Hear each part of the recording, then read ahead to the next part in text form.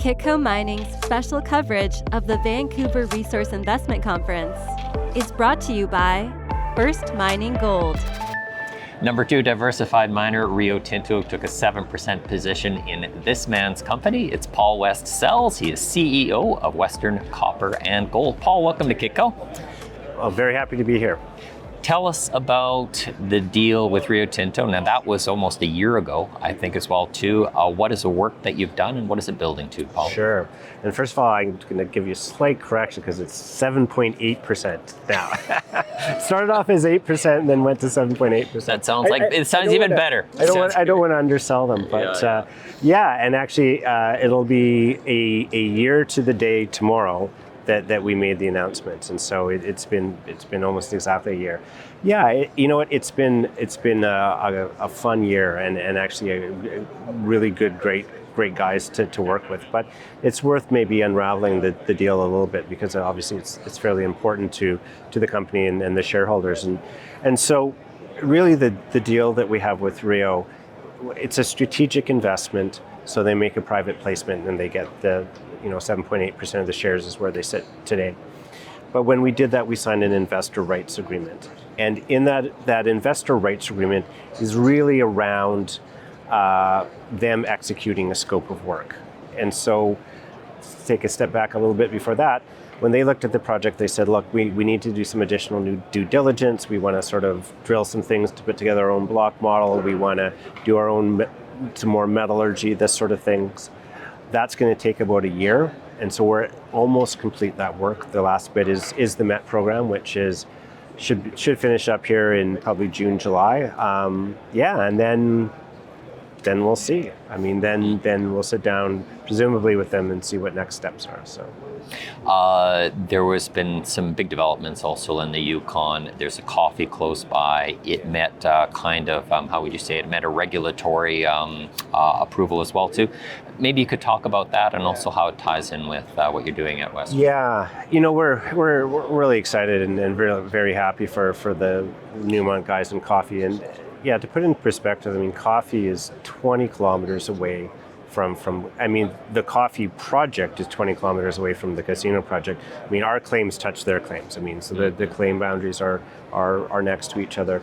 Sorry to interject as well too, and that goes back about, I think it was mid last decade where there was the acquisition by a Gold Corp at the time for, I can't remember the price, but it was around 550 million Canadian. Yeah, it's a Gold Corp bought Kaminak, and then of course Newmont bought Gold Corp. But yeah, so that is through its environmental assessment phase, is what it's through. So the next stages are licensing, and that usually goes relatively quickly.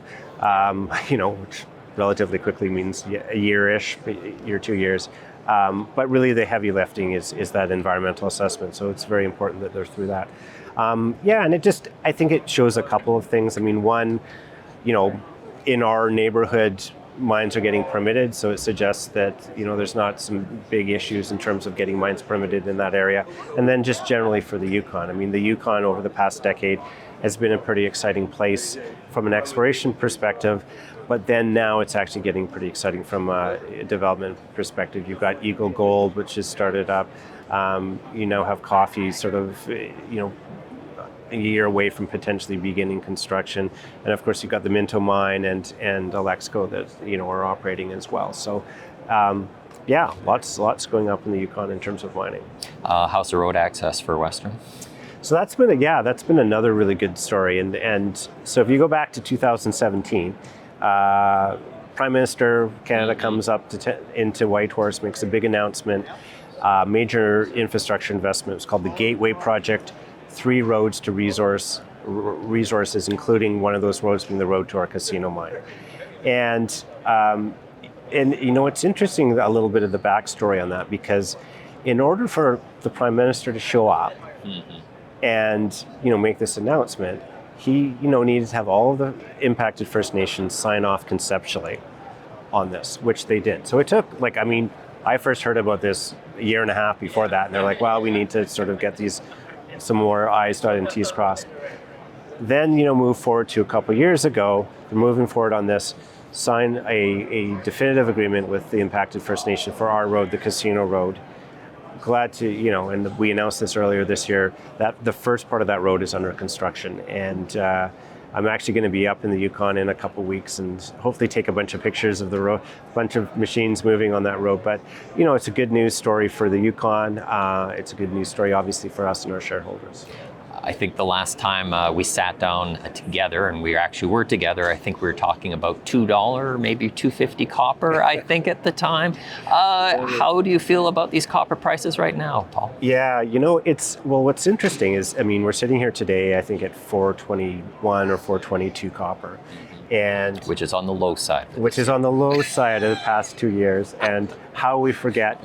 But that is with China on lockdown. And let's not forget, China is half of the consumption of copper. So with half of the consumption of copper somewhat locked down in terms of what's going on in China, you still have $4.20 copper. So, China can't stay locked down forever. Eventually that will loosen. And when that happens, Goldman Sachs, they hit a bunch of news by saying $5.50 copper. I don't see how it doesn't hit that. It was $4.90 2 months ago, right? That will happen.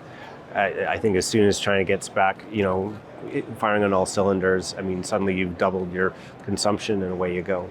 And, one of the stats that I love is that, and we've got this in our presentation, is that if you look at the next decade, in order to meet the greenhouse gas targets, you need 12 million tons of additional annual production per year in the next decade. The previous 2 decades, we only achieved 7 million tons of additional production. So it's like we have to do almost double in half the time. It's not going to happen.